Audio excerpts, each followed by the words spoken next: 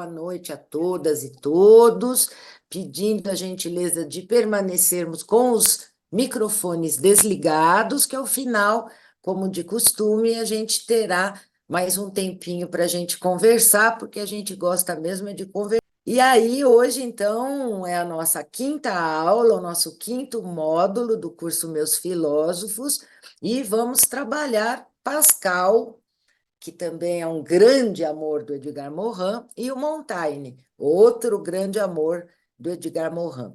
A gente vai começar com o Wilson, depois eu vou entrar, dar uns pitacos, fazer uma reflexão sobre o Pascal, e depois volta o Wilson com o Montaigne, tá bom? Bons trabalhos para nós e a palavra é sua, Will. Boa noite a todas e a todos. Como a nossa querida mestra disse, né? Nós iremos falar sobre Pascal e Montaigne, né? Iremos trabalhar esses pontos, a aposta, tetragrama pascualino, fé, dúvida, razão, antropologia complexa, trabalhar para o bem pensar, cabeça bem feita versus cabeça bem cheia, quem sou eu? Bom, iniciemos então por Pascal. Pascal, ele também foi um grande matemático, né, como René Descartes. A diferença de Pascal é que talvez o Pascal ele trouxe alguns elementos que o Descartes ele deixou de fora, né? Aqui nós temos uma calculadora, uma réplica de uma calculadora que o Descartes não, o Pascal, ele criou. Aqui esse triângulo pascualino, né, que é uma de suas descobertas na matemática, né? Então, nós temos várias descobertas na matemática e em outras áreas do conhecimento. Um ponto que eu chamo bastante atenção, né? É que o Pascal também perdeu a sua mãezinha, né? Então ele perde. O Pascal, ele é um pensador muito próximo ao pensamento complexo, né? Eu tenho uma tese comigo que explicar a dialética de Heráclito é explicar a dialogia de Morin. Eu não vejo diferença entre o pensamento de Heráclito e o pensamento de Morin. Talvez o segundo filósofo que mais se aproxima do pensamento complexo seja Pascal. Vamos ver o que o nosso querido Morin diz sobre isso. Para mim, o maior pensador, o mais próximo, ao mesmo tempo que Heráclito é Blaise Pascal. Quanta força, quanta completude no inacabamento de pensamentos. Pascal é, para mim, as verdades fulgurantes que surgem bruscamente no fluxo descontínuo de pensamentos. Devo afirmar que o próprio fato dessa obra não ter sido acabada aumenta a sua grandiosidade. Então, aqui é o Morin elogiando Pascal, né? Só fazendo um pequeno parênteses, o Pascal ele escreve em aforismas, né? Ele escreve em pequenos textos, não é um pensamento é, contínuo, linear, né?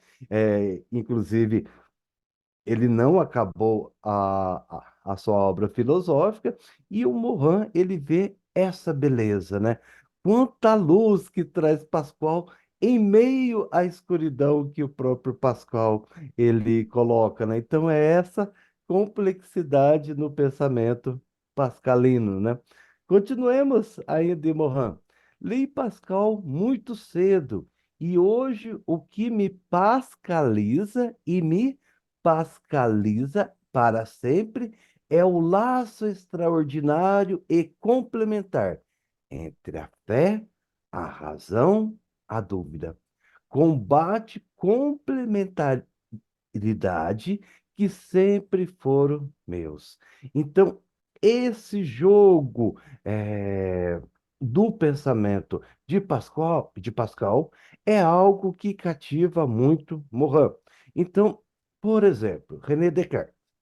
Ele vai chegar a Deus, mas ele vai chegar a Deus através da razão, tá? Através da razão, o Descartes, ele chega a Deus. Ele vai dizer que Deus é uma ideia perfeita, uma ideia infinita, né? Então, como que um ser humano infinito, imperfeito, como somos nós, eh, tem essa ideia desse ser perfeito, né? Isso só pode ter sido colocado em nós por esse ser perfeito que é Deus. Pascal não. Pascal ele não precisa da razão para chegar a Deus. Ele pode chegar através da fé. É, um outro ponto muito interessante é que quando nós pensamos no iluminismo, tá, nós pensamos que o iluminismo ele é apenas as luzes, tá? Obviamente essa palavra iluminista ela é carregada de ideologia, né? Era como se na Idade Média não houvesse pensamento e chegou a luz e agora nós temos esse conhecimento, né? Então, a própria palavra iluminista ela tem que ser revista, né, ou reconceituada, né? Agora, o Pascal, ele dentro desse pensamento renascentista, o Pascal, ele traz a dúvida, ele traz a religião para o seu modo de pensar. E nós iremos ver também que várias descobertas, tanto na matemática como na própria ciência, né? O Pascal, ele é um modelo de um cientista, né? E para nós do pensamento complexo mais ainda, né? Ele é um modelo de um cientista complexo, né? Leiamos Morin. O pensamento dos pensamentos inscreve-se no entrecruzamento de uma cultura europeia, que desde a Renascença opõe fé e dúvida, razão e religião. Ok, isso? Na Renascença, e em especial no Iluminismo, há essa dicotomia, né? De um lado fé, de um lado dúvida, de um lado a razão e de outro lado a religião. Esses elementos, eles estão presentes em Pascal e também estão presentes em nós, tá? Nós até podemos, em determinado momento, seguir uma linha linear, falar, não, olha, vamos apenas pela razão, vamos apenas pela lógica, mas nós não somos assim, tá? O nosso ser, ele é composto desses elementos, né? Então, isso que os iluministas, eles quiseram trazer, em Pascal não está presente. Em Pascal, a fé, a razão, a religião, a ciência, elas estão juntas, elas estão tecidas juntas nesse pensamento complexo. Continuemos a leitura de Morin. Em lugar de enxergar a fé, a dúvida, a razão, a religião como instâncias inimigas e mutuamente exclusivas, identificou nelas elementos conflituosos, tá? Não é que elas são totalmente sem conflitos, mas em especial mas também complementares de sua própria tragédia interior. Então, esses elementos em Pascal, eles estão unidos. Eles têm conflitos, sim, mas eles são complementares. Eu tenho uma tese comigo, né, que as pessoas que mais tiveram dúvidas de fé, elas são aquelas que mais tiveram fé. É isso, é algo pessoal meu. Fé, dúvida, razão, religião se encontram, se entrecombatem e se alimentam uma da outra. Olha que beleza de tese e antítese que o Morin diz sobre Pascal. E esse tetragrama pascalino, né? Fé, dúvida, razão, religião. Aqui eu gostaria de vos apresentar, bem resumidamente, a aposta de Pascal, né? Então, Pascal, ele faz uma aposta. Qual é a aposta de Pascal? Que Deus existe. Aí era como se o Pascal estivesse apostando mesmo, jogando. Porque para Pascal, se Deus não existir, e eu não acredito nele, então Quando eu morrer, acabou, tá? Se eu acreditava em Deus e eu morro, ele não existe, da mesma forma, acabou tudo mesmo. Mas, no entanto, se Deus existir, e quando eu morro, eu não acreditava em Deus, então eu vou encontrar Deus e eu vou ficar meio sem jeito, né? Olha, Deus, eu não acreditava em você e ele está lá, né? Agora, se eu acredito em Deus e quando eu morro eu encontro Deus, então só felicidade, vou viver a glória eterna, né? Aqui, em minha humilde visão, né, Pascoal, muito bom em sua aposta. Eu só melhoraria, né? Acho que Deus não está preocupado se nós acreditamos ou não nele, né, Pascoal? Ele faz essa aposta, mas ele ainda está bem naquela mentalidade de céu e inferno, né? Bom, mas o Pascoal, então, ele faz essa aposta, né? Qual é a aposta? É melhor que acreditemos em Deus. Aqui é muito interessante também porque na matemática, o Pascal ele vai desenvolver suas teses da matemática probabilística, que até hoje ela é usada, tá? Na computação atual, ela é usada, descobertas de Pascal sobre probabilidade. Então, Pascal aqui ele está fazendo uma aposta, uma probabilidade que Deus exista. A dúvida. Então, a fé de Pascal alimenta-se de dúvida.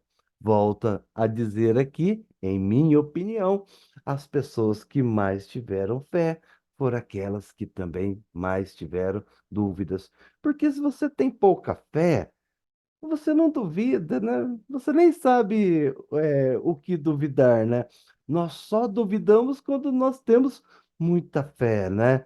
Nós só duvidamos de uma forma de educação que nós não concordamos com ela, porque nós temos muita fé na educação.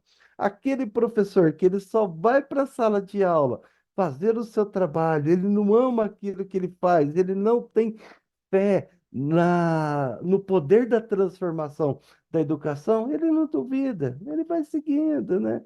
Pega as apostilinhas, os materiais didáticos e vai fazendo as aulinhas dele conforme ele aprendeu, né? Quem tem fé, não. Quem tem fé, duvida. Quem tem fé, busca conhecer mais. E busca conhecer mais é saber que muitas vezes você não sabe. Continuemos com Mohan. Ele conhece a relatividade de todas as verdades no tempo e no espaço. Olha que coisa linda. Tá, isso é o auge da ciência, né? Todas as verdades são relativas, né? Todas as verdades podem ser modificadas, podem ser transformadas. Ele tem consciência de que tudo pode ser colocado em dúvida, tudo, inclusive a legitimidade do poder do grande, inclusive até mesmo o próprio Deus. Que lindo, né? Você poder questionar Deus. Ah, aqui nós podemos até fazer uma reflexão teológica, né? Olha como nós temos um Deus tão bom, né? Que nos permite, inclusive, questioná-lo, né? Quando você está questionando, você está buscando, né? Cuja existência não pode ser racionalmente comprovada. Em Pascoal, não dá para nós comprovarmos Deus, tá? Racionalmente. Em Descartes dá, em Santo Agostinho dá, Santo Tomás de Aquino, em Kant, Kant também não, pela razão não, tá? Ele utilizou a razão para demonstrar os limites da razão.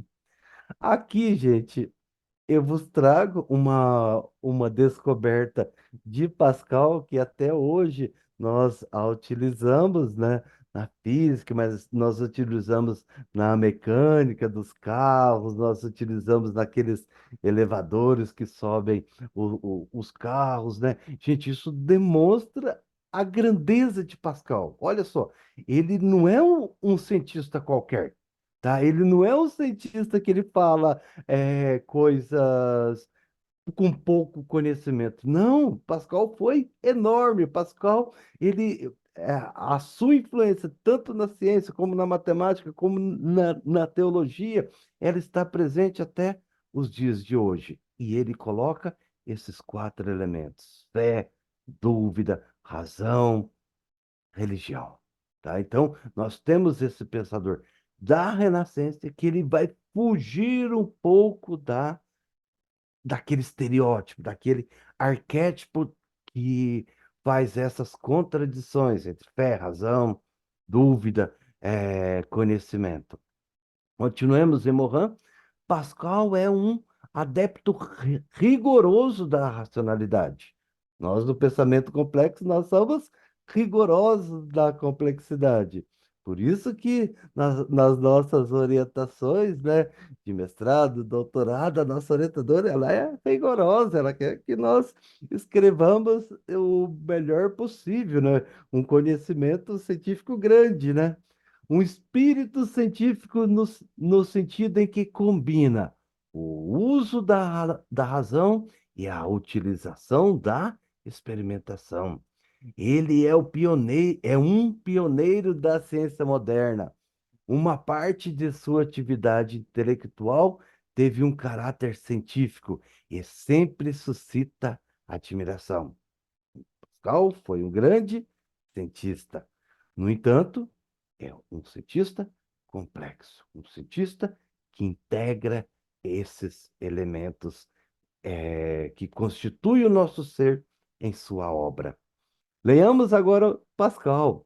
É uma doença natural do homem acreditar que possui a verdade. Diretamente disso decorre que está sempre disposto a negar tudo que lhe é incompreensível.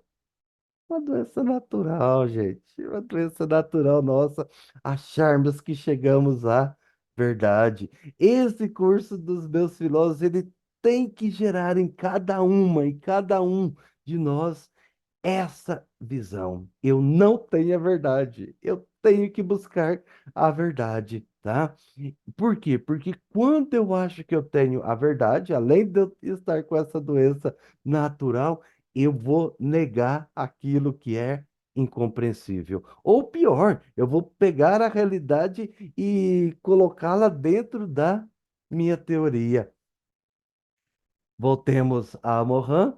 Ele compreendeu que uma ciência que acredita esclarecer tudo provoca cegueira, não é? O Mohan, ele vai falar as maiores barbaridades que se cometeu na história da humanidade sempre foi em nome do bem, sempre foi em nome da verdade. Pega o lema da Inquisição, tá? Ninguém colocava uma pessoa na fogueira para o mal. Colocava uma pessoa na fogueira para salvar a sua alma. Tá? As maiores barbaridades da humanidade foi feita em nome de um bem, em nome de uma verdade. Quando você tem certeza absoluta da verdade, você comete barbaridades. Que a verdadeira ciência é aquela que atinge o conhecimento da ignorância. Voltemos para quem? Claro, o nosso querido mestre Sócrates, né? Só sei que nada sei. E o fato de saber isso me coloca em vantagem sobre aqueles que acham que sabem. Isso é filosofia. Isso é o auge da filosofia. É você reconhecer a sua ignorância.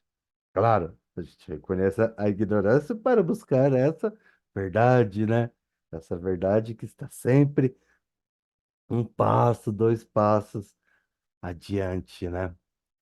A ciência tem duas extremidades que se tocam. A primeira é a pura ignorância natural, qual todos os homens se encontram ao nascer. E a outra é a extremidade, aquela no qual chegam as grandes almas.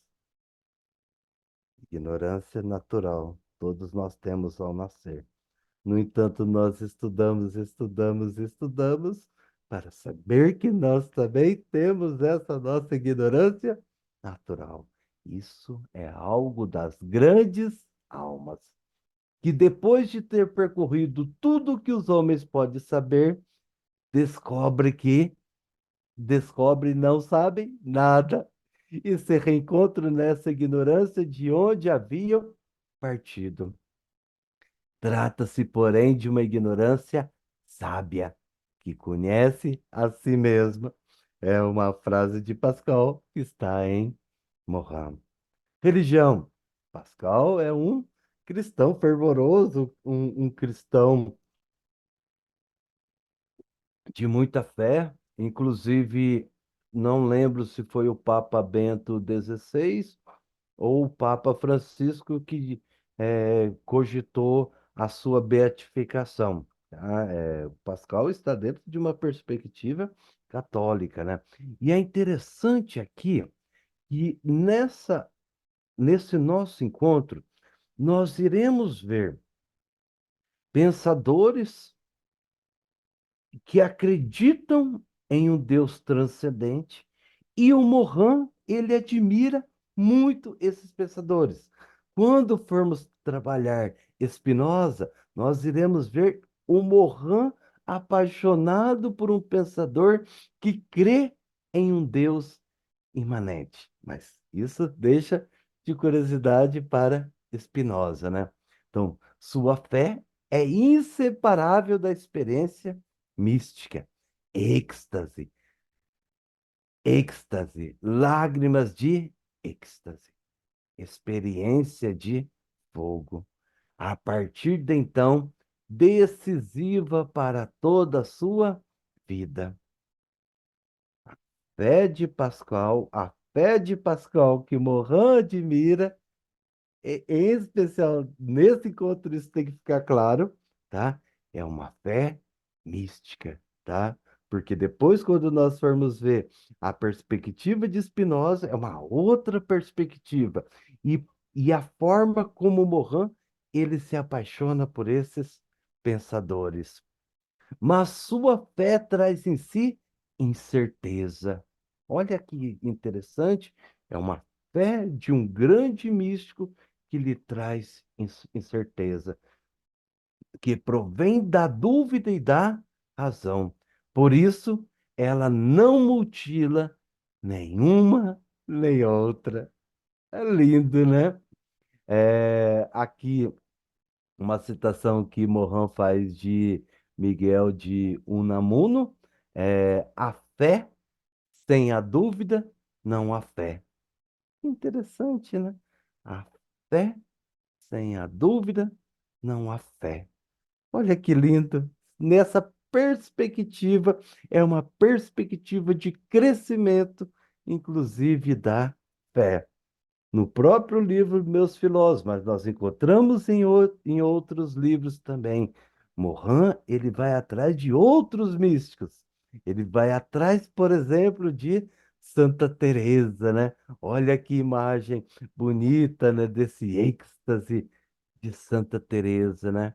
É interessante, né, Santa Teresa, essa santa, né, que em especial a Igreja Católica admira tanto, né, em seus diálogos, né, ela se reconhecia como mesmo sendo a santa dos êxtase, ela se reconhecia aquela que estava tão distante de Deus, né? Talvez seja por isso que Santa Teresa o buscava tanto, né? Leamos Morin. Nos êxtases de Santa Teresa encontramos um alto grau de combustão interior que é que é destruidor criador. Destruidor criador. Isso volta naquela perspectiva de nascimento, renascimento, construção, destruição, reintegração, ou seja, nossa vida. Um outro místico que Edgar Morin gosta muito, que também está nos meus filósofos, que é São João da Cruz. ele também vai nessa perspectiva. Olha só que lindo. Quanto mais alto ele subia, menos ele compreendia. De novo, quanto mais alto ele subia, menos ele compreendia. O que é a nuvem tenebrosa? Nuvem tenebrosa, essa nuvem, o que ela fazia? Que clareava a noite. Também aquele que sabia permanece sempre sem saber toda ciência transcendente. É lindo, né? Um pensamento que integra a nossa vida, né? Tudo aquilo que está dentro de nós, ou seja, a forma real que nós somos, né? Não colocar no texto uma coisa que nós não somos, mas vamos ver essa antropologia complexa, né? Que mostra também o que de fato nós somos, né? Que quimera é então o homem? Que novidade, que monstro, que caos, que sujeito de contradições, que prodígio, juiz de todas as coisas, verme imbecil da terra, depositário do verdadeiro, cloaca de incerteza e erros, glória e escória do universo. Ai, que lindo. Gente, esse homem, esse homo, ele é demis e sapiens. A minha maior briga, a minha maior perspectiva nos meus cursos, quando eu falo de Demis e Sapiens, é para dizer, não é o nosso lado Demis que é ruim e não é o nosso lado Sapiens que é bom. Também não é o nosso lado Demis que é bom e o Sapiens que é ruim. Tanto Demis como os Sapiens, eles podem ser bons e ruins, tá? Mas essa complexidade, isso está dentro de nós. Então, o nosso lado Demis pode fazer coisas maravilhosas, como uma obra de arte, como um professor que, diante de tudo aquilo que é ruim, que ele deveria desistir, ele está lá com seus alunos, apaixonando-os para o pensamento filosófico e complexo. Leamos Pascal. Conheça então, soberbo, que paradoxo você é para si mesmo. Nós somos um paradoxo para nós mesmos. Leamos Machado. A loucura é uma ilha perdida no oceano da razão. Leamos André. As coisas mais belas são ditadas pela loucura e escritas pela razão. Ah, que lindo, né? Aqui me lembrou muito a perspectiva freudiana, né? O nosso id, né? O que que o nosso id precisou construir? Ele precisou construir o nosso ego, o aspecto racional. Para quê? Para pegar e fazer com que as vontades do id fossem cumpridas. A atualidade de Pascal. Fim do determinismo absoluto na ciência. Olha que lindo. O fim de uma concepção teleguiada da história em acessão rumo ao progresso. Gente, isso vem desde o Renascimento, tá? E o Pascal estava no Renascimento, que nós teríamos uma construção né? Caminho, né? E esse caminho ele seria teleguiado. Não, a história, infelizmente ou felizmente, ela é cheia de retrocessos, progressos, linearidade, complexidade, volta. Ué, é assim, tá? Então, nós não temos mais esse determinismo. A consciência racional acrescida dos limites da razão, inclusive científica, o surgimento das aporrias. Gente, isso é lindo na filosofia, né? Essas aporrias, né? muitas vezes você não chega a uma conclusão.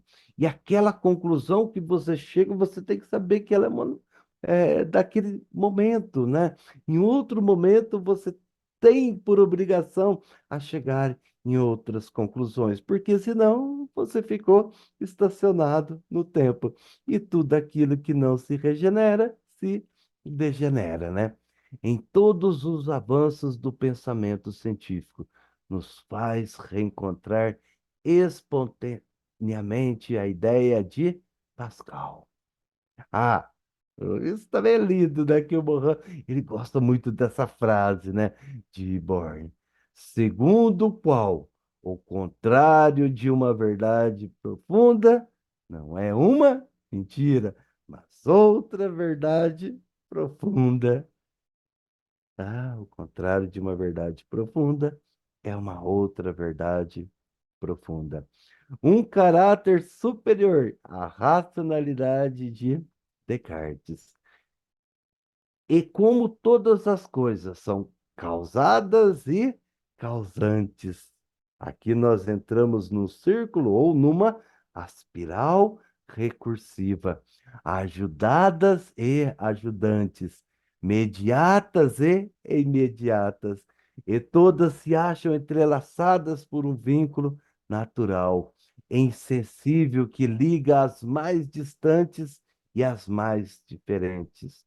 Considero impossível conhecer as partes sem conhecer o todo, bem como conhecer o todo sem conhecer particularmente as partes. Não aquele negócio de análise, que é análise? Quebra, cortar, fragmentar, como propôs o nosso amigo Cartesius. A identidade humana a conceber uma antropologia complexa, na qual o Homo sapiens é também demis, o Homo faber é também imaginário e mitológico. O homem homo econômicos é também ludis, ou seja, nosso lado econômico e o nosso lado do divertimento, na qual o homem não é apenas prosaico, dedicado às tarefas utilitárias, mas poético, consagrado à comunhão e ao amor. Como essas palavras estão distantes da nossa vida, né? Nós somos consagrados à comunhão e ao amor. Trabalhar para o pensar bem.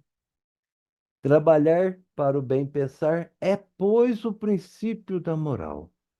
Toda a nossa reflexão, toda a nossa ética, ela tem que ser para o pensar bem. Esse é o princípio da moral. Leamos Morin. Para mim, pensar bem significa abandonar os pontos de vista dos saberes separados, que não sabem enxergar a urgência e o essencial. Significa descompartilhar os pensamentos e ver o todo nas partes e a parte no todo, tal como é a nossa vida. Gente, peço que vocês olhem essa imagem. Essa imagem eu tentei construir como se aqueles pensamentos estivessem formando uma pessoa. Como eu encaro Morin, até aqui do que nós vimos dos meus filósofos?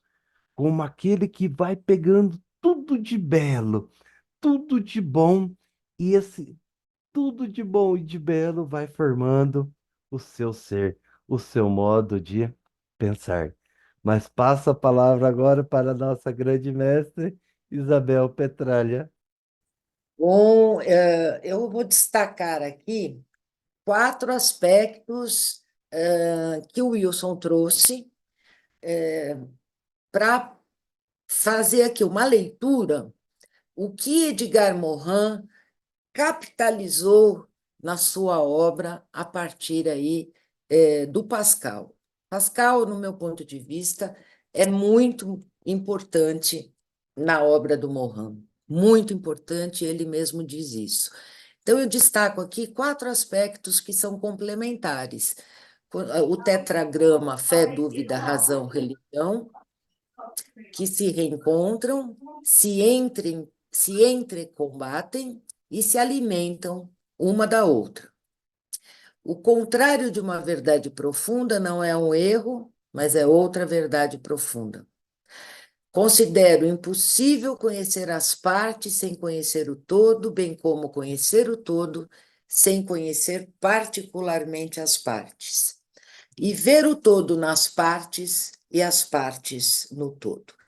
Dessas 4 ideias, né, porque não são apenas frases, mas são ideias que nutriram, né, toda a obra do Pascal, foram profundamente significativas na elaboração do pensamento complexo.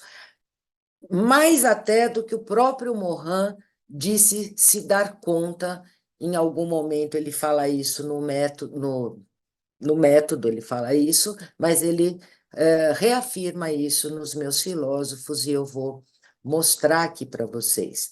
Mas queria partir aqui, buscando religar aí prosa e poesia, né, como quer o Edgar Morin, trago aqui o Gregório de Matos, com uma poesia linda que falava da Eucaristia. Mas aqui eu destaco a primeira estrofe, que tem tudo a ver aí com Pascal, Edgar Morin, os princípios da complexidade. Ele diz: o todo sem a parte não é todo, a parte sem o todo não é parte. Mas se a parte o faz todo sendo parte, não se diga que é parte sendo todo. Aí dá para a gente seguir, porque ele vai falar do sacramento, né? De Deus, então, a presença de Deus na hóstia, no sacramento da Eucaristia, mas eu queria destacar aqui, especialmente, essa estrofe do Gregório de Matos, um, um escritor aí, poeta barroco, né? Ele é do século XVII, né? E já falava aí na relação todo-parte. Das muitas coisas que o Morin aprendeu aí com Pascal, vamos destacar a ideia do tudo se liga a tudo, né? É, isso não se relaciona à ideia do vale-tudo, do relativismo teórico. É o tudo se liga a tudo como sistemas, como a trindade, sociedade, indivíduo, espécie, né? Como a religação dos saberes, dos diversos tipos de pensamento, mítico, mágico, imaginário, ao racional, empírico, científico, enfim, o tudo se liga a tudo. O pensamento complexo acolhe o pensamento linear, quer dizer, não o expulsa. O pensamento complexo não tem a pretensão de mudar é, a perspectiva do pensamento simples. O pensamento simples, ele existe, e quando ele dá conta de responder à problemática, ele é satisfatoriamente acolhido. Acontece que, com a complexificação da vida, né, das sociedades, das culturas, o pensamento linear, simples, não tem dado conta há muito tempo. E aí entra o pensamento complexo na perspectiva de acolher o pensamento linear, o enfrentar, o superar para transformar, né? A ideia da mudança de pensamento do linear ao complexo, mas sem jogar fora a criança com a água do banho. Morin entende que tanto o ser humano quanto o conhecimento são inacabados. Pascal já falou isso, como bem apresentou o Wilson.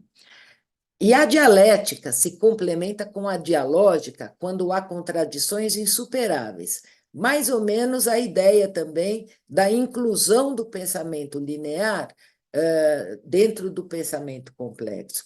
A dialética, que é grosso modo, vocês sabem, tese, antítese, síntese, dá lugar o quê? Aqui na antítese, a positividade, certo? É quando há a resolução do conflito, tese, antítese, síntese. Morin diz que na dialógica há contradições que são insuperáveis e que aí não há, então, a superação. Portanto, seria 4 momentos, vai, tese, antítese, síntese e também não síntese, tá? Mas quando a dialética dá conta, a dialética também é acolhida pela complexidade. Não é jogada fora, dando lugar à dialógica, porque há contradições que se resolvem, há questões que se resolvem com o pensamento linear, né? Mas se a gente pensar num problema complexo, que tem que religar diversas áreas do conhecimento, vamos pensar, vai, um problema não é, sociológico, psicológico, político, econômico, social, como faz para tirar morador de ruas debaixo aqui do minhocão?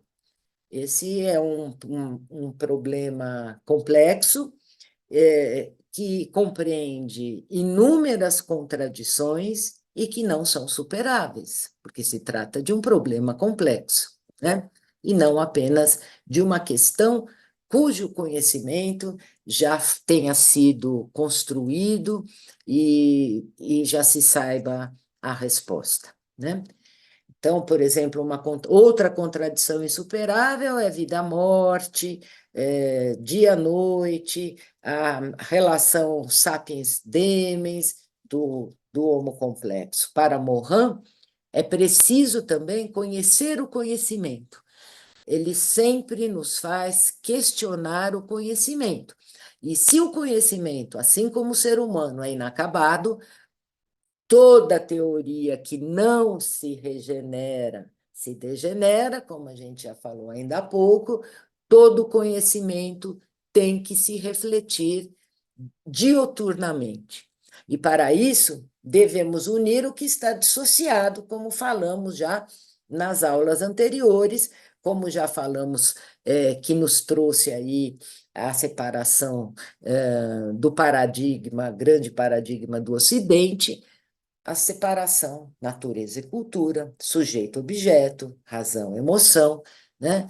Para se conhecer, se refletir sobre o conhecimento, é preciso associar o que está disjunto, né? A ideia, que até é título de um livro meu, que é O Olhar sobre o Olhar que Olha, uma expressão do Edgar Morin, por isso coloco até aspas, que ele diz: temos que olhar o olhar que olha, né? Então, é o processo de autoanálise e autocrítica constante.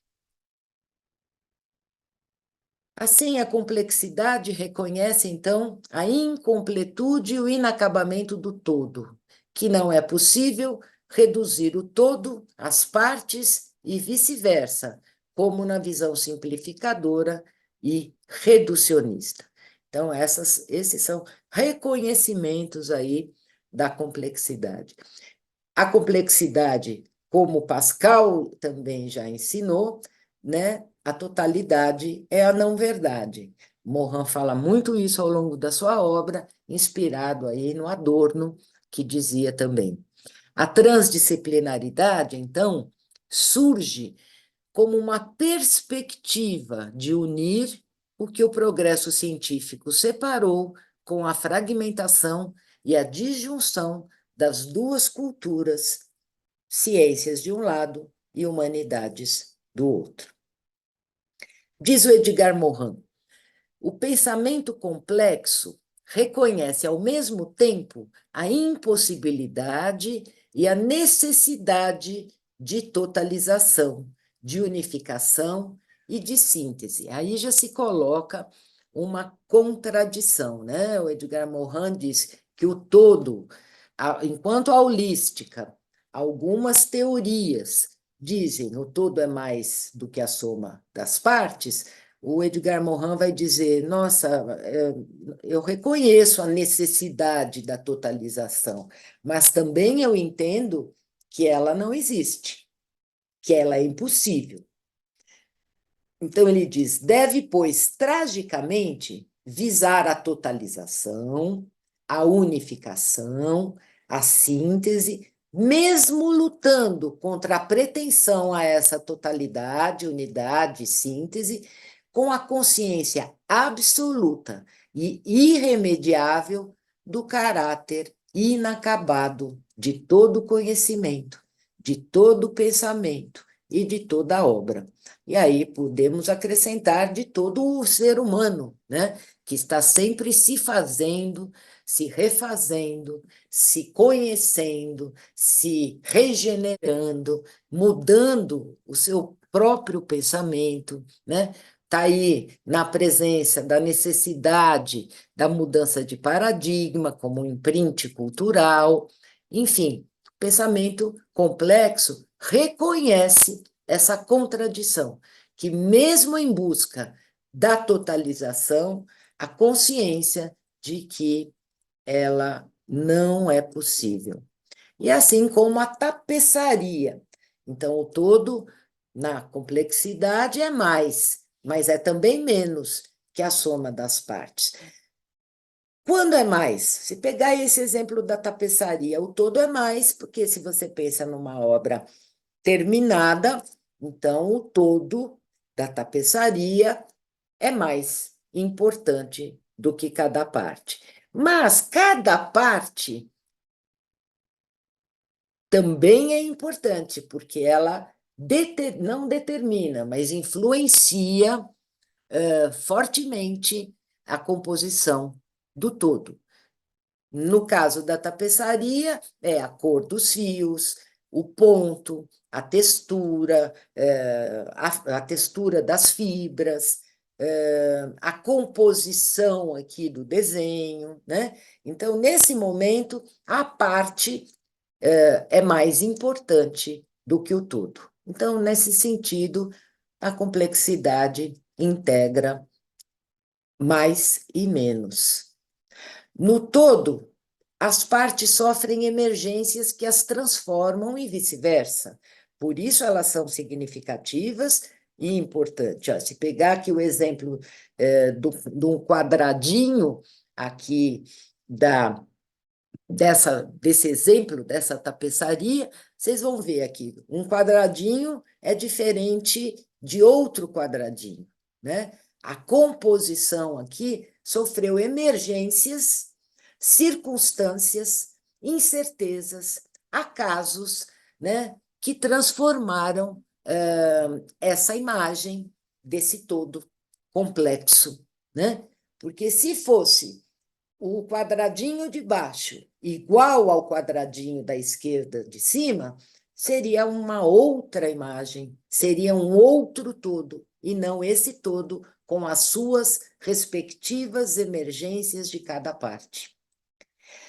Há uma dialógica, então, presente e constante na relação todo e partes.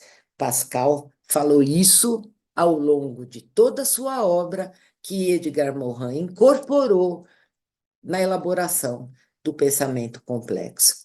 E aqui, então, pensando em dialógica todo e parte, em relações contraditórias, paradoxais, na ideia da dialógica, prestem atenção nessa música que certamente vocês gostam, que é o Certas Coisas, do Lulu Santos, a letra com Nelson Motta, e aqui cantada pelo nosso querido mineiro Milton Nascimento.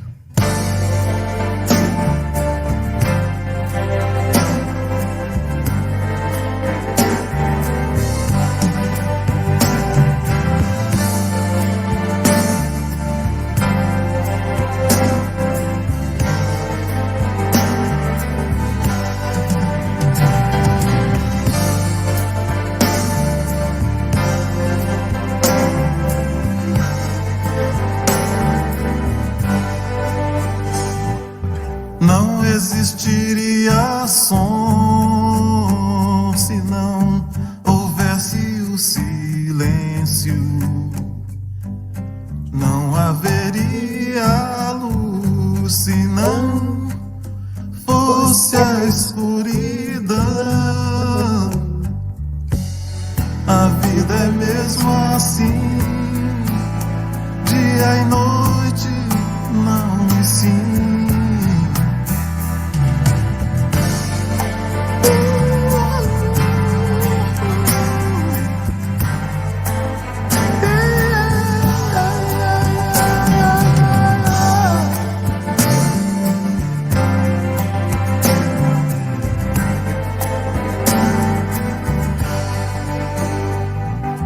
Cada voz que canta o amor não diz tudo o que quer dizer.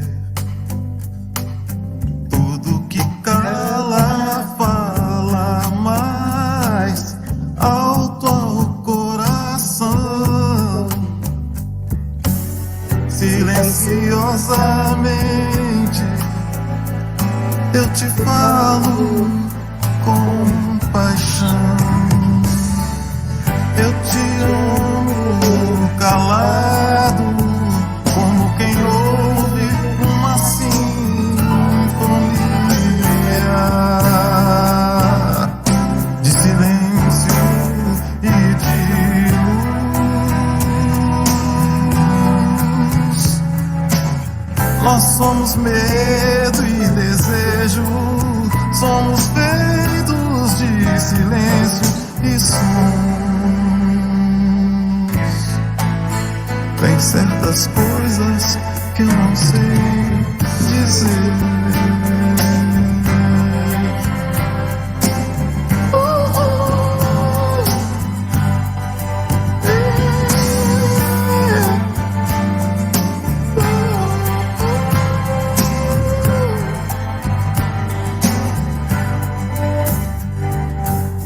A vida é mesmo assim, dia e noite, não e sim. Eu te amo calado, como quem ouve uma sinfonia de silêncios e de luz.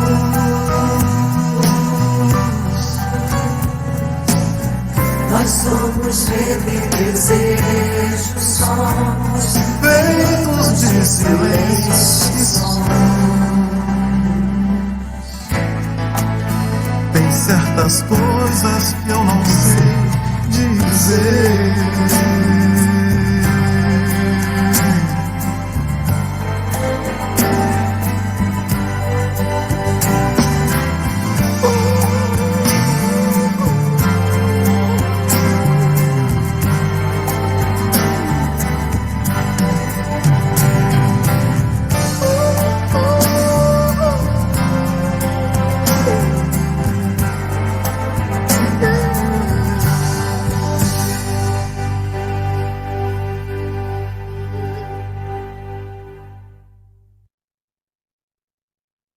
E então, dialogia é a relação entre opostos e complementares, não e sim, claro e escuro, silêncio e som, né?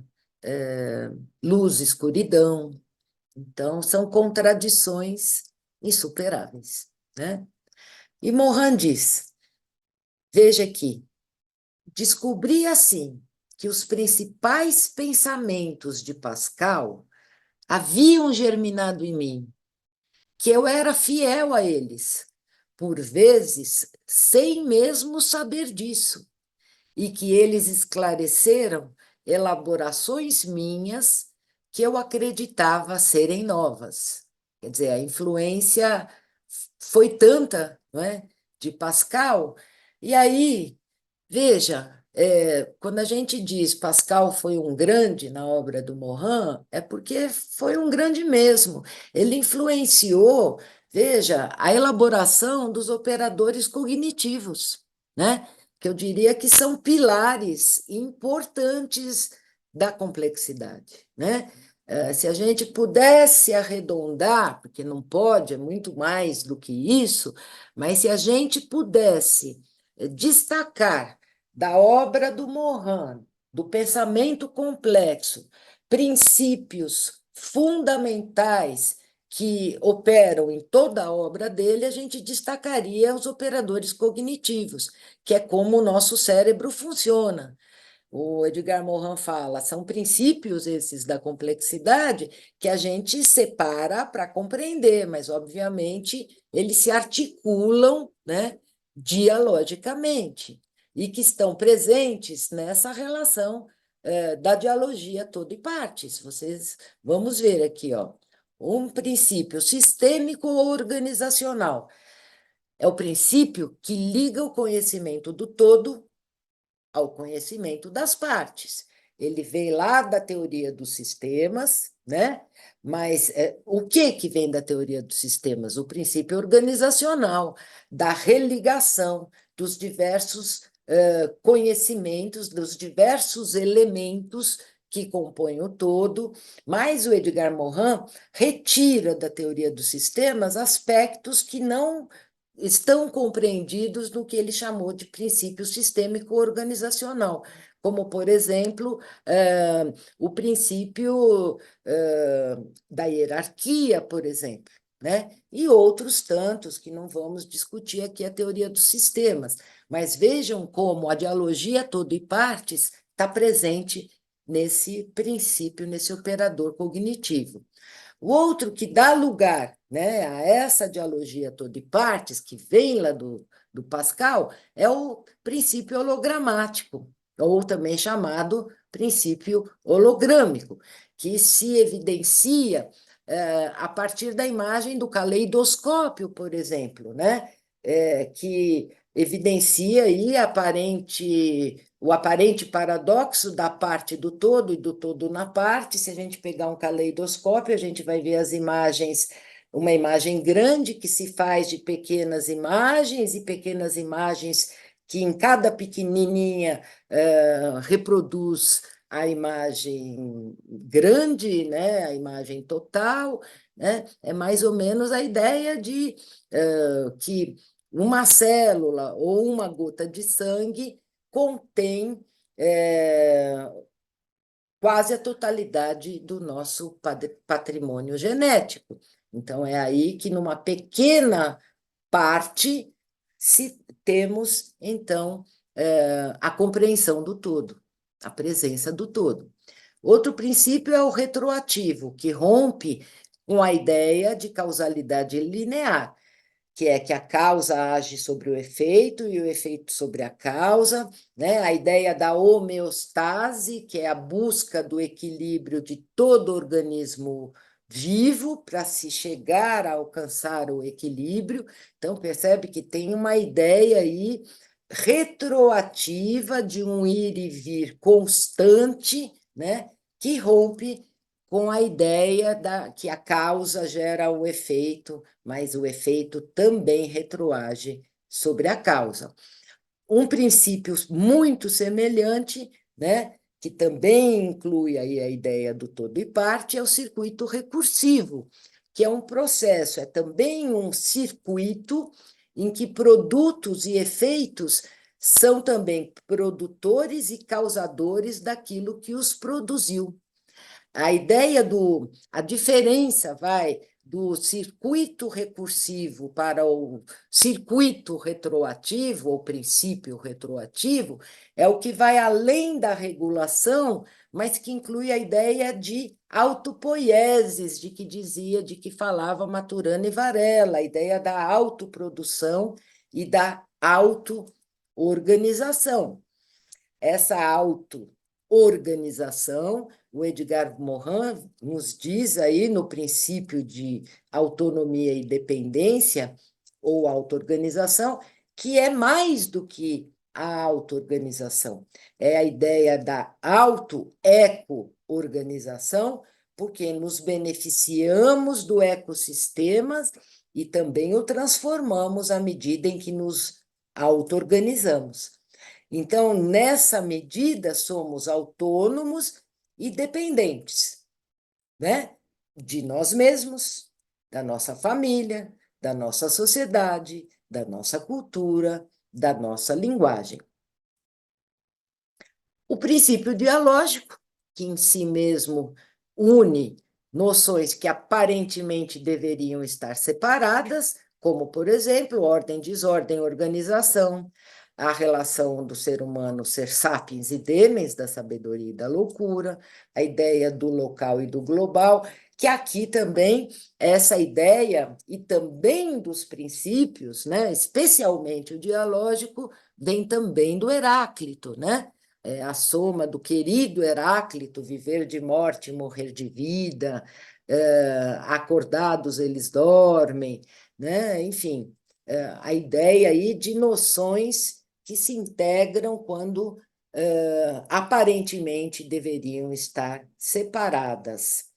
E a reintrodução do sujeito cognoscente na pesquisa, na investigação, na produção do conhecimento em si. É a restauração, esse princípio, do sujeito pesquisador com sua subjetividade, suas emoções, suas percepções. Por isso, Mohan diz, ao longo da sua obra, em muitos lugares, que todo conhecimento não é uma verdade absoluta, mas é uma tradução, uma interpretação da realidade como todo e qualquer sistema de interpretação. Então, se a gente pegar aqui esses 7 princípios, que vêm lá de 3 princípios da complexidade, que são os fundamentais que dão origem, se desdobram nesses 7, que são o hologramático, o recursivo e o dialógico, vejam que são esses 3 princípios que são desmembrados nestes 7 que eu trago aqui para vocês, e se a gente prestar atenção em cada um deles, a gente vai ver aí a presença do Heráclito, desculpa, também do Heráclito, mas especialmente do Pascal, aí durante toda a elaboração aí, desses princípios, que são, como eu disse, um ponto crucial da complexidade. E aí, também presente na complexidade, nesses princípios, a ideia de que todo pensamento binário é excludente e redutor, né? Não dá para ser isto ou aquilo, né? Mas tem um e aí que é conjuntivo, né? Que é isto e aquilo, opostos, mas também complementares. A ideia de restringir a sociedade, portanto, ao seu aspecto econômico, é um erro, porque a sociedade ela é complexa e ela inclui diversos outros aspectos, como o social, o cultural, o político, etc. Considerar o ser humano apenas em seus aspectos biológico ou afetivo ou intelectual também é uma redução, já que o ser humano é um homo complexus, né? Porque ele é sapiens, é demens, é ludens, é prosaicos, é econômicos, etc., etc., etc. Somos um cosmos, como diz o Edgar Morin, né? Somos feitos de muitas perspectivas e dimensões. E toda a redução do conhecimento, né, do ser humano, qualquer tipo de redução, ela é incapaz de compreender a realidade que é complexa. Se a gente pensar na educação, na didática, a gente pode separar conteúdos, como o Morin diz, separamos, nas disciplinas, mas para didaticamente podermos compreender, aprofundar mais e melhor nas suas teorias, na sua concepção, mas depois devemos devolver ao sistema, devemos devolver ao contexto. Então, a gente pode diminuir, disjuntar para compreender, mas depois unir para devolver ao contexto.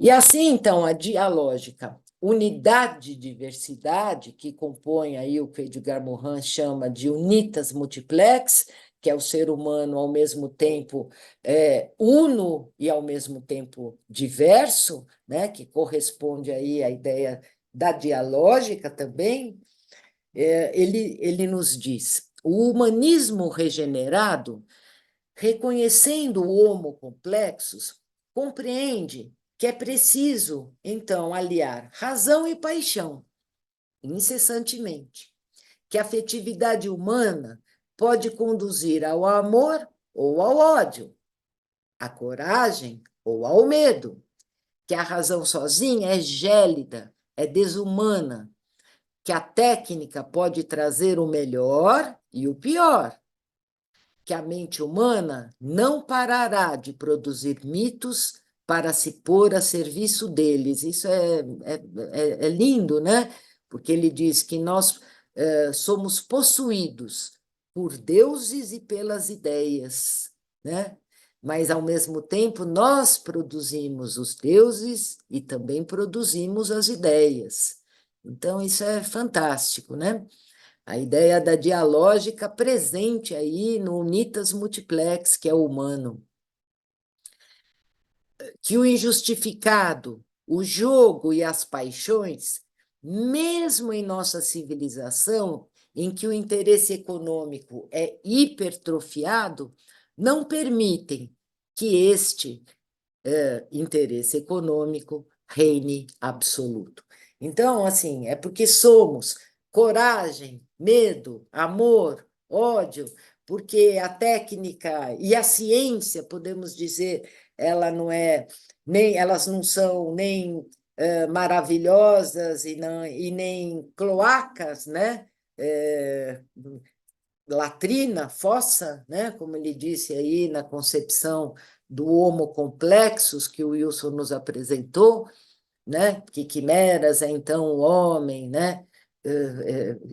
Que caos que ele é, mas ele é também amor, ele não é só ódio, ele é também paixão, não é só razão, né? Ele é jogos, ele é um ser humano econômico, mas é político, mas é cultural, mas é psicológico, enfim. O humanismo regenerado deve reconhecer essa dialógica unidade, diversidade do humano. E aqui, então, tem de novo aqui numa música a ideia aí dessa complementaridade presente na dialógica Morin-Pascal, ou Pascal-Morin.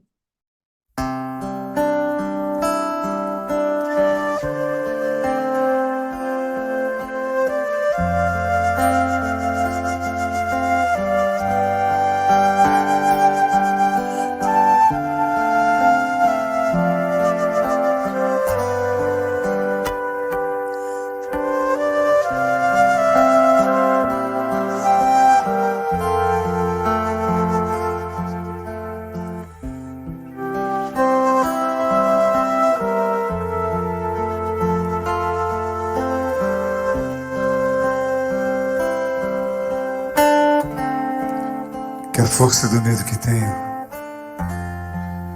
não me impeça de ver o que anseio. Que a morte de tudo em que acredito não me tape os ouvidos e a boca. Porque metade de mim é o que eu grito, mas a outra metade é silêncio. Que a música que ouço ao longe seja linda, ainda que tristeza.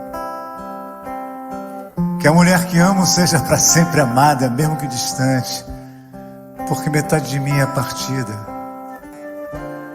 a outra metade é saudade. Que as palavras que falo não sejam ouvidas como prece, nem repetidas com fervor, apenas respeitadas, como a única coisa que resta a um homem num dado de sentimentos. Porque metade de mim é o que ouço, mas a outra metade é o que calo. Que essa minha vontade de ir embora se transforme na calma e na paz que eu mereço. Que essa tensão que me corre por dentro seja um dia recompensada. Porque metade de mim é o que penso, a outra metade é um vulcão. Que o medo da solidão se afaste. Que o convívio comigo mesmo se torne ao menos suportável. Que o espelho reflita em meu rosto um doce sorriso que eu me lembro ter dado na infância, porque metade de mim é a lembrança do que fui, a outra metade eu não sei.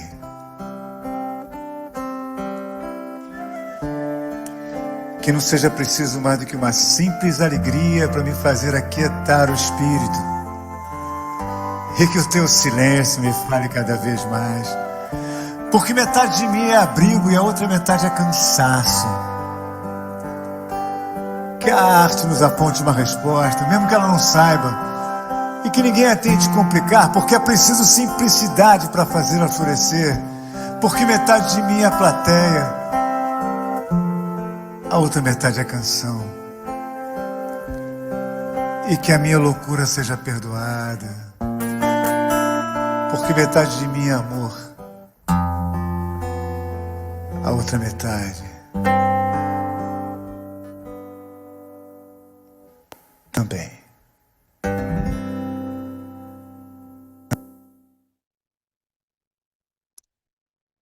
E assim, então, terminamos aqui.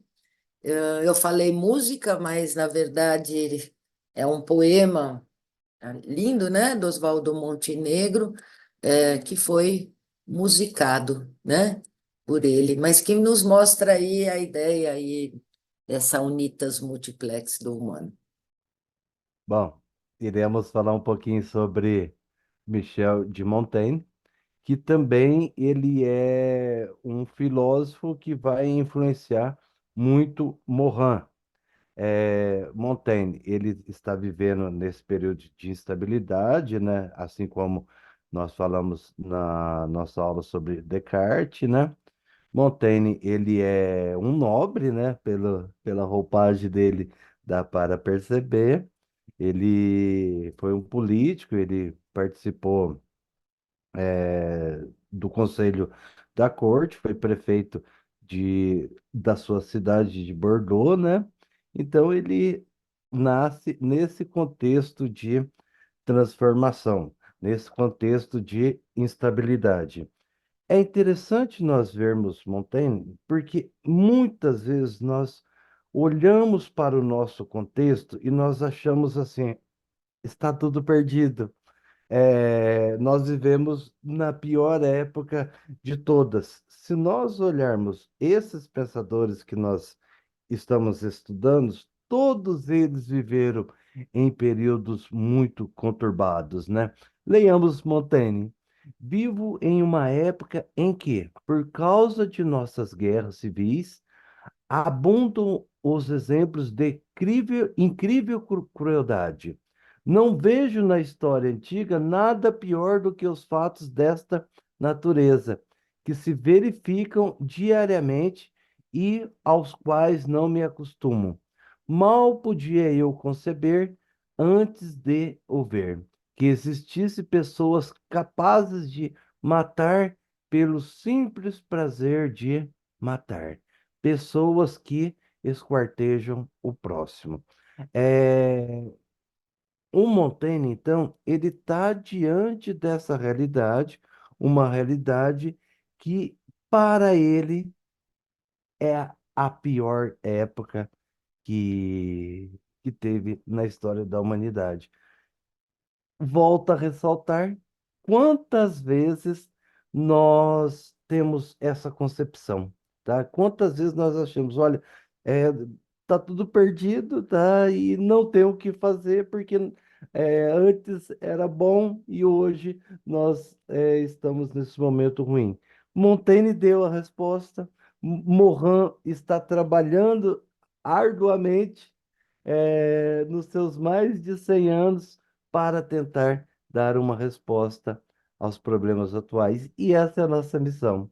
Bom, de acordo com Morin, né, A mãe do Montaigne era descendente dos judeus, e para ele, talvez o pai do Montaigne também o era. A grande questão de Montaigne dessas revoltas se deu por causa da reforma. Não que a reforma seja ruim, né? Ao contrário, né? É, é, Diante de uma nova perspectiva de fé, tá? Diante de um novo mundo, tá? É, Nós teremos essas guerras entre católicos e protestantes. Um outro ponto que para o Morin ele é muito caro é a perspectiva que Montaigne tem do novo mundo, tá? Essa perspectiva, isso surge no pensamento ocidental 500 anos depois, tá? Que não eram os europeus que era um centro, né? O povo mais elevado, né? Montaigne está discutindo isso 500 anos antes dessa perspectiva, né? Que nós temos, em especial, a partir de Lévi-Strauss. Bom, leiamos Montaigne. Esses povos não me parece, pois, merecer o qualitativo de selvagens. E tudo o que imaginamos como suscetível de realizar felicidade perfeita sobre a terra, mas também as concepções e aspirações da filosofia. Então, o que que o Montaigne está falando? Que esse pessoal, é, o, o povo nativo das Américas, né, é um pessoal que consegue realizar aquilo que nós aspiramos na filosofia, né? Ninguém concebeu jamais uma simplicidade natural elevada a tal grau. Nem ninguém jamais acreditou que pudesse a sociedade subsistir com tão poucos artifícios. Então, esse pessoal, tá, que para os europeus, de modo geral, eram vistos como menos gente, Montaigne vai dar uma nova perspectiva, né? É interessante também, não vai dar tempo de entrar aqui, a concepção que o Montaigne tem do canibalismo, né? Era uma forma ritual, de se alimentar dos pais, dos heróis. Bom, leiamos Morin. Montaigne também denunciou a barbárie dos conquistadores. Então, é, é um pensador que estava vendo aquela barbárie acontecer e ele toma partido dos povos originários da terra. Assim como denunciou as conversões obtidas sobre tortura, a barbárie das guerras e qualquer forma de violência. Ele está entre os que expressaram o melhor de nossa civilização, por exercer um olhar incrivelmente crítico sobre o pior. Gente, o Morin, ele é poeta, né? Olha só, o Montaigne, para o Morin, ele é aquele que conseguiu expressar é, que canalizou o que havia de melhor na filosofia de sua época para analisar o que estava acontecendo de pior em sua cultura. No caso, a exploração. É, Nos primórdios da exploração colonial, no qual se desprezavam e subjugavam os indígenas da América, Montaigne expressa tolerância e compreensão pelas outras culturas. Seu capítulo sobre os canibais, extraordinário, né?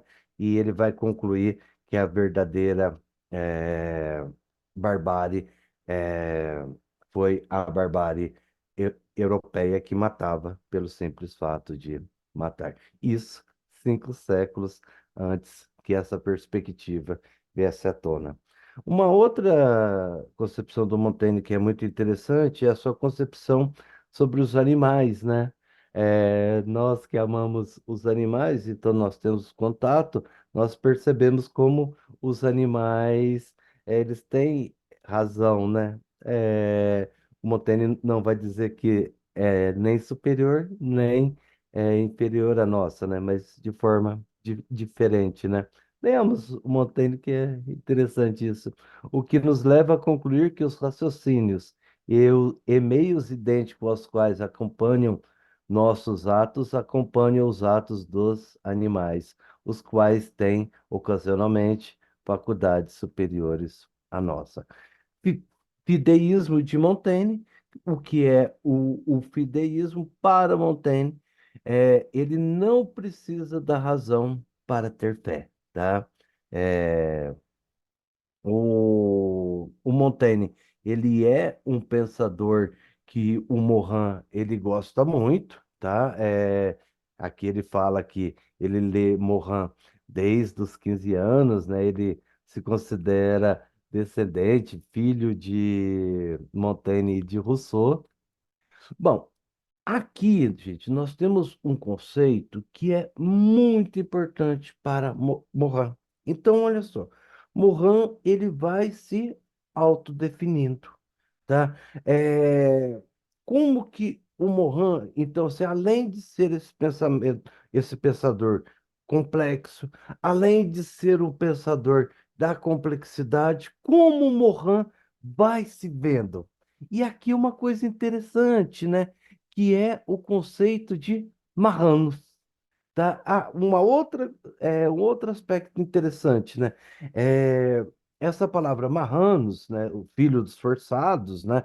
Que foram os judeus que foram forçados a se converter. Eu já havia encontrado essa expressão em outros textos do Morin. Só que toda vez que a gente lê Morin, é, essa leitura nos traz algo diferente, né? Então, para mim, essa concepção dos marranos, ela é uma concepção que o Morin a utiliza para se auto definir, entre outras, né? Então, leamos Morin. Os marranos são os judeus convertidos ao cristianismo. Permanecem secretamente fiéis às suas crenças ancestrais, outros as esquecem no decorrer das gerações. Alguns deles viveram no mais íntimo de si mesmo a coalizão das duas crenças e desenvolveram uma dupla consciência. Então, marranos, aqueles que foram obrigados a se converterem. Alguns a mantinham em segredo, outros a esqueceram. Mas agora aqui, gente, olha só, o Morin, ele vai estar definindo o Montaigne, tá? Mas ele também está se autodefinindo. E, e aqui me lembrou muito quando o Morin estava escrevendo sobre Dostoiévski. Leamos, denominei pós-marranos aqueles aqueles dentre eles que, sob o efeito do choque de duas religiões reveladas, ultrapassaram uma e outra, desenvolveram uma experiência psicológica que lhes permitiu desembaraçar dos dogmas e produzir um pensamento constituído inteiramente de interrogações e críticas. Os pós-marranos eles conseguiram sair daqueles dogmas e eles produziram esse pensamento de interrogação e de crítica. Jamais perderam a memória das perseguições. Então, uma passagem do livro do Êxodo que diz assim: lembre-se que você foi escravo no Egito. Então, eles jamais perderam a memória das perseguições sofridas por seus ancestrais. Eles a integraram em sua consciência. Agora, aqui, gente, que eu acho que é a chave do Morin, tá? É a forma como o Morin, ele propõe na sua obra e em sua vida. E se opuseram a todas as perseguições. Morin, Dostoiévski. Todo sofrimento tem que ser combatido. O Morin, ele vai se opor a todas as perseguições, sejam coloniais ou raciais, sejam qualquer tipo de perseguição, que para o Morin é o que constitui um dos profundos fermentos do humanismo. O Morin ele vai dizer que essa importância dos marranos foi subestimada. Eu concordo inteiramente com ele, tá? Eu estudei o Renascimento sem ter escutado essa expressão dos marranos, tá?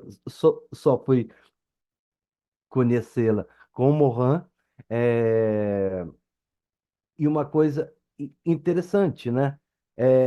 Como os judeus estão presentes em nossa cultura, né? Então aqui vos trago 4 deles, né? Talvez pouco conhecidos, né? Estou brincando, o contrário, né? Einstein, Freud, Ana e Marx, né? Bom, que sei eu, o Morin, ele vai, o Montaigne, ele vê nele próprio, ou seja, na parte, o todo da humanidade. A humanidade que está dentro de cada uma de nós, né?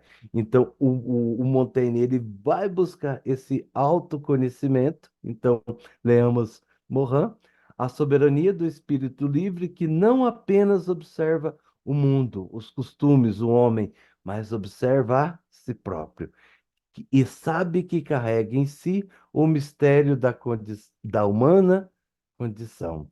Existe em seu pensamento quem sou eu? Interrogação essencial após o quem que sei eu.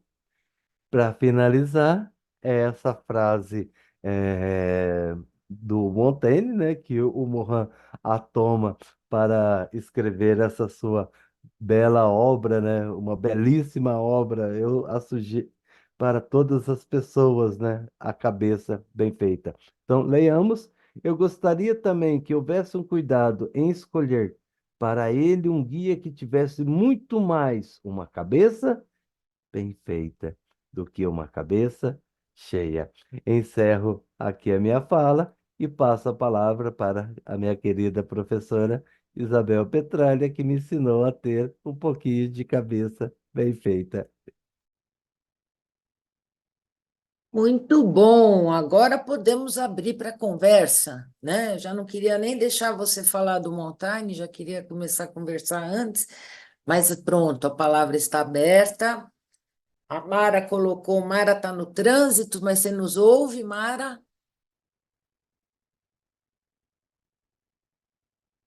A Mara colocou aqui uma questão no chat, né, de uma interpretação que ela faz da relação todo-parte, né, trazendo o exemplo da tapeçaria, e muito bom, Mara, tá ouvindo. Então, a compreensão da Mara é perfeita, também ela fala, vou ler aqui o que está no chat, porque acho que se ela está no trânsito não está podendo falar. Eu não entendi o começo. A Mara coloca qual a diferença entre página 60 e 61 das frases sobre o todo e as partes. É o que foi posto no slide sobre o tecido? Não, a página 60 é a fala do Morin que reproduz a citação do Pascal, que é impossível conhecer as partes sem conhecer o todo, assim como é impossível conhecer o todo sem conhecer particularmente as partes. Essa é uma citação do Morin, desculpa, do Pascal, que o Morin retoma e coloca lá entre aspas na página 60, e que a partir dela, né, a partir dela, dá para a gente compreender a diferença entre uma visão de holos, né? Vamos falar uma visão holística, por exemplo, que vai em busca da totalidade, que é a ideia que eu coloquei no slide da tapeçaria, quando Morin diz que o todo é mais, mas é menos também que a soma das partes, e aí eu dei o exemplo, não é, dos fios na elaboração da tapeçaria. Mas a ideia que a Mara traz também é uma compreensão perfeita, porque exato, assim, traz a contradição presente na dialogia parte todos. Ela diz: a relação entre todo e parte sempre compreendo como a restrição vivida pelo fio no momento que se sujeita a contribuir para que o tecido se componha a partir dele. Ok, ele é uma restrição, né? Eh, ele é uma restrição, mas ele também é uma possibilidade. Então, aí que entra a contradição. Pode ser a parte que ficou inibida, né? Que ele fala muito nisso, né? Quando ele fala do Freud, né? O que está latente, o que está consciente, né? O que está latente que virá para a consciência. A gente pode colocar também essa interpretação do fio como uma emergência que vai se tornar uma possibilidade de tecido, de tapeçaria, ou não, vai ficar só na parte, né? Os fios sem essa sujeição, diz Amara, serão sempre muito mais potentes para se tornarem os mais distintos tecidos, ok? Assim, as emergências que atuam entre todo e partes são aquelas inerentes da relação entre eles em direção a um propósito que anula a independência em nome do resultado. Pode anular ou pode também não anular, né? Então, de novo, aparece aí a dialogia entre os antagônicos e complementares, tá? Quer falar, Gil, Giovana, o que você está colocando aqui? Compreendo como uma relação de interdependência, exatamente. Autonomia, e dependência, exatamente. É exatamente isso. Os fios são autônomos, e aí, nesse momento, eles estão com as suas capacidades ou potencialidades inibidas, latentes, né? Enquanto ainda não foram utilizados, vai, entre aspas, para se tornarem parte do todo, né? Ou eles são dependentes do todo à medida em que eles participam nessa elaboração a partir aí das interrelações, das interdependências. A ideia aí da transdisciplinaridade nos fios da tapeçaria, né? Na religação dos saberes. A palavra está aberta. Eu posso falar? Claro.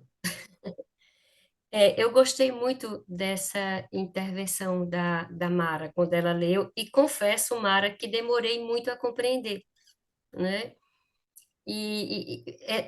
Essa outra visão, né, que a complexidade nos dá, que eu gosto sempre de usar uma expressão, uma metáfora, o outro lado do mirante, colocar outra lente, né, outra lente alargada. Então, eu vejo como uma relação, sim, de autonomia e dependência. E eu não sei se eu posso falar aqui de uma metáfora que eu usei muito na minha pesquisa de doutorado, né? A professora Petraglia estava na minha banca. Foi dia 17 de maio. Ainda estou alegre. E eu uso muito a coxa de retalhos que foi feita por mamãe, né? Essa restrição, por exemplo, essa restrição, aquilo que estava encoberto, que estava silenciado, mas na hora que ela é juntada ao todo, ela adquire autonomia, ela é passível de uma autonarratividade. Então, eu lembro muito disso de mamãe, quando ela pegava cada retalho, né? E ela dizia assim: olha, esse retalho aqui pertenceu a um vestido de fulana de tal e tal e tal. E ela contava a história desse retalho que pertenceu a um outro todo, que era o vestido. Mas agora, com aquele retalho, aquele fragmento, já está pertencendo a outro todo, que era uma grande coxa, né? Na hora que Mara colocou isso, eu lembrei. E achei formidável. E, Giovanni, complementando a tua fala, sem querer te cortar, mas já te Sim, cortando, como dizia o Jô Soares, cada né? sensual. Aí, quando ele sai do vestido para virar coxa de retalho, ele se torna uma nova emergência, certo? Uma nova emergência, isso. É, Desse novo isso. todo. Porque ele ganha outra identidade que se soma àquela. E a partir do momento em que outras pessoas têm envolvimento, vamos dizer assim, eu ia dizer acesso, mas não, mas tem envolvimento, tem conhecimento com aquela coxa, outras narrativas vão se formando. É uma espiral, né? Uma espiral constante, né? Que vai se fazendo, que vai se tecendo. Mas eu gostaria de falar um pouquinho, Giovana, só um minutinho, deixa eu fazer só uma sim, observação em relação a isso que você acaba de dizer. Eu acho que é interessante a gente pensar no todo que é maior e menor do que a soma das suas partes, que é o que a gente vem falando. Mas tem um aspecto nessa afirmação que, para mim, é ainda mais importante. É que ele é maior e menor ao mesmo ao tempo. mesmo tempo. Sim, Então, o exemplo que você traz da colcha de retalhos, né? Aquele tecido que veio, aquele retalho que veio do vestido, é uma emergência na colcha, na coxa. é uma construção, né? Uma Uhum. redução do vestido, mas que é resgatado pela sua mãe. Quando ela olha, ela não vê só a colcha, ela vê a colcha e todos os outros todos de onde vieram aquelas partes. Então, eu acho que essa questão da simultaneidade, para mim, é um aspecto assim que marca mais do que ser maior ou menor que a soma das partes, do que esse aspecto mais que pode ser mais quantitativo, né? Em oposição a que o todo é a soma das partes. Eu acho que esse aspecto da simultaneidade é o mais interessante, porque a colcha não é uma narrativa, mas ela é a interlocução de várias narrativas. Ela não é um momento, um todo. Ela é o conjunto de outros todos, né? Que estão ali o tempo todo, né? Eu acho que esse aspecto é muito interessante na complexidade, porque a gente tende a isolar as coisas e pensar só naquele contexto e naquele momento. Mas Sim, aquele contexto e aquele momento estão ligados a vários contextos e a vários momentos. Sempre existe uma historicidade em sim, todas as partes, em sim. todos os todos, né? Era só isso que eu queria Eu não complementar para não perder o chamei, teu exemplo. Eu eu, gosto sim, de professora. chamar de microtodos virtuais, É, isso que a Maximina é, fala, porque as É, partes são microtodos virtuais. Daí a ideia da emergência de não ser só uma redução, né, mas ser também uma possibilidade sim, dessa historicidade desse sim. todo. Por isso, o microtodo virtual. Eu Desculpa, gente. chamo micronarrativas. Isso, Eu também. chamo micronarrativas que vão sendo associadas, e a emergência, para mim, é a coxa.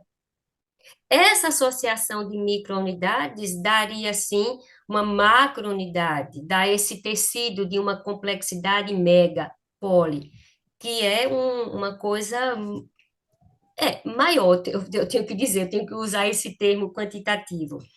Professora, mas se me permite, eu gostaria de tomar aqui retomar um pouquinho o Montaigne, certo? Do Uhum. professor Wilson, que eu adorei.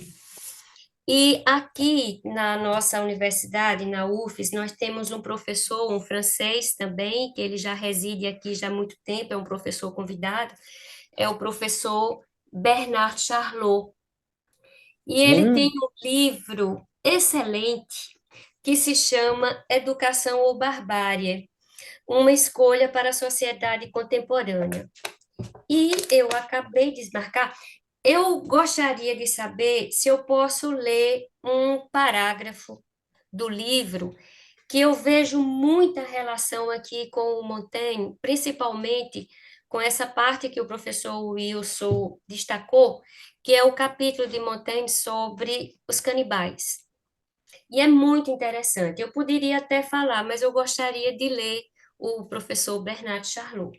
Não é grande, não, viu? Então, o bárbaro nem mesmo sabe.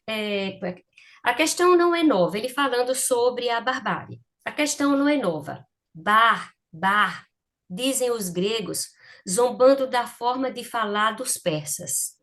O bárbaro nem mesmo sabe falar corretamente. É grosseiro, selvagem, mais ou menos cruel, sempre pronto a nos invadir. Mas a ideia de barbárie é ainda mais radical. Existe barbárie em qualquer situação, encontro, relação entre humanos, na qual um nega a humanidade do outro. O bárbaro, aos olhos do civilizado, e ele põe aqui entre aspas, é radicalmente o outro. Ele tem aparência humana, mas se pode duvidar que seja verdadeiro um homem e, portanto, pode ser tratado como um objeto, eliminado se for incômodo, e com certeza ser maltratado e reduzido à escravidão. Né? Então, não tinha como ouvir o professor Wilson, né, falando sobre os bárbaros e a gente não pensar, né, quem é esse bárbaro. Quantas vezes eu fui bárbara hoje? Quantas vezes eu agi com barbaridade? Um dos grandes ganhos na minha vida ao ter esse bom encontro com a complexidade foi essa oportunidade de me rever, de sempre estar me perguntando: eu fui bárbara hoje? Eu agi com barbaridade? E aí, mais adiante, o professor Charlot, ele fala aqui sobre Bartolomé de Las Casas, ele fala sobre o encobrimento, né? Tenho trabalhado muito isso, tenho me dedicado um pouco isso, não tanto do ponto de vista epistêmico, mas moral, mais ético mesmo, humano. E aí ele continua assim: o processo de civilização constituiu em universalizar a definição de ser humano e os direitos fundamentais que ela permite defender, e desse modo fazer recuar a barbárie. Na verdade, esta nunca desapareceu completamente, como evidenciam as duas guerras mundiais do século XX, o nazismo, a bomba de Hiroshima, os genocídios e outros. No entanto, agora a escravidão é condenada universalmente às mulheres e aos homossexuais, universalmente. As mulheres e os homossexuais conquistaram novos direitos. Crianças, bebês, pessoas que sofrem problemas psiquiátricos ou deficiências são consideradas seres humanos, como direito ao respeito de sua dignidade. Certo é que, por vezes, o princípio está longe da realidade, mas a partir dos anos 60, no século XX, em momentos que variam um pouco de acordo com o lugar do mundo, acreditava-se que a barbárie recuava no mundo, graças, sobretudo, à educação. Mas hoje a questão da definição de ser humano está renascendo. De um lado, multiplica-se os índices do que podemos considerar como um retorno à barbárie. E então ele cita terrorismo, bombardeios a civis, obstáculos ao salvamento de imigrantes em risco de afogamento, confisco de filhos de imigrantes clandestinos, criação de grupos criminosos que impõem sua lei às instituições e territórios, mortes impunes pela polícia ou por policiais, uso de tortura, linchamento, assassinatos de jornalistas e de candidatos a eleições, feminicídios, retorno de um racismo ou de um antissemitismo assumidos. Né? Então, vê como a questão dos ditos canibais, desses reconhecidos bárbaros por outros, ela se renova com a historicidade de uma época. Ela se renova com requinte de sutileza, e muitas vezes, como esse que o professor Charlot nos coloca, não tem sutileza alguma. Ela tem desenvergonhadamente uma aparência absurda, que essa própria aparência já revela essa impossibilidade de encobrimento, né? Então, a barbárie, ela se renova através de um mito colonizador, de um mito que se perpetua, que muda de figurino, mas o corpo é sempre o mesmo, né? Eu gostaria de fazer aqui esse registro. Muito obrigada. E é um Isso é registro. realmente verdadeiro, né, que você traz. E sempre que eu escuto sobre barbárie e escravidão, eu me lembro do Etienne La Boétie, acho que eu já Etienne falei, Laboissy, Discurso da Servidão Voluntária. né, de Sim, tanto tempo e que se repete sim. constantemente. O Euler estava com a mão levantada. Vou me ater a agradecimentos pelo horário avançado, em, em respeito aos neurônios que também estão no coração, né, Pascal? Então, parabéns, eu fiquei apaixonado. Vocês trazem uma densidade de uma forma reflexiva, né? E que nos faz pensar, nos faz ruminar.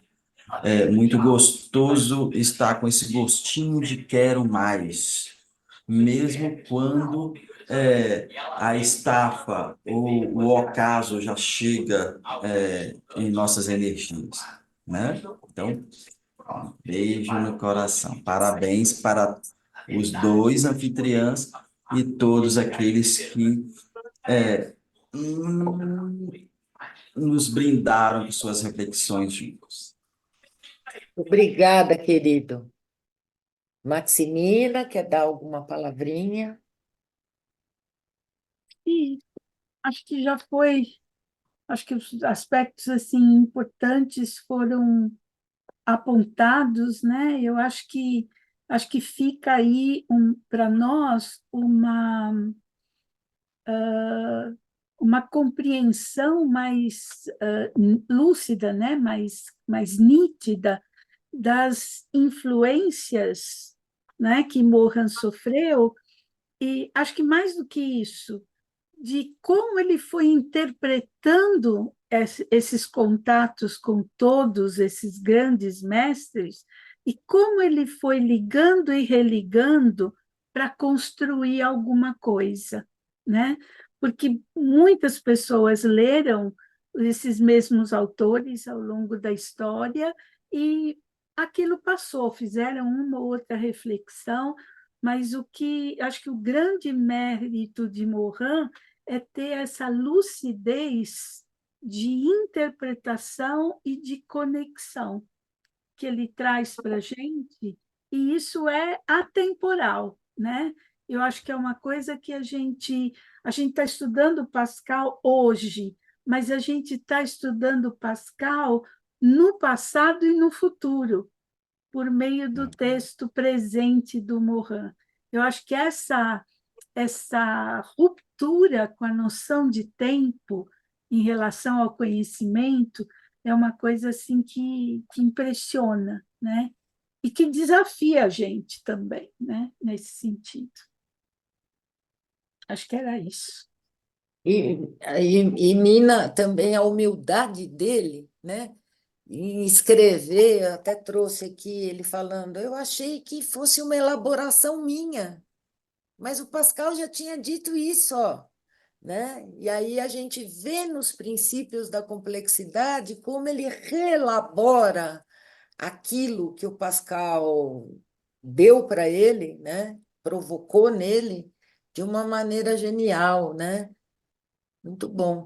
E só terminar falando da colcha da mãe da Geovânia, da colcha de retalhos. A colcha voltando à questão da simultaneidade muito bem apontada pela Maximina, né, que não podia passar isso, porque é fundamental nessa ideia da relação parte-todos, do próprio princípio hologramático, né? Ao mesmo tempo, a parte é todo e o todo é parte, né? São imagens.